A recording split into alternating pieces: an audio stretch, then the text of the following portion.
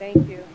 Um, I just want to continue the conversation where Mr. Borelli left off. It's my understanding that the mayor has proposed some type of tax rebate incentive, and I brought up the point also last week during the budget hearings when he was here testifying. What he wants to propose, or what he has suggested, is that we focus on red tag homes. And many of us have made the argument that this should be expanded to businesses as well.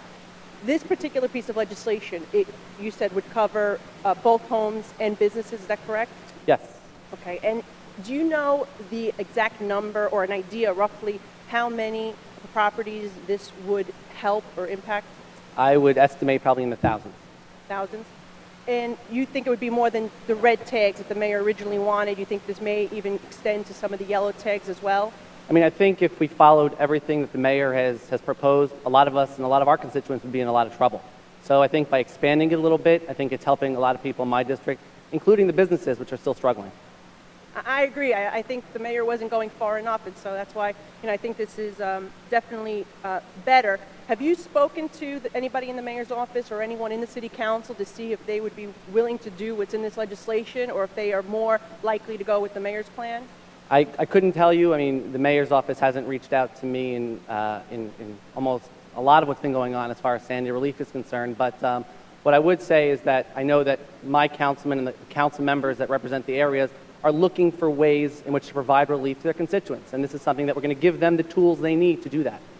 And does this legislation allow for a rebate, or is it a credit towards future property tax, or will this be a check that's mailed to you?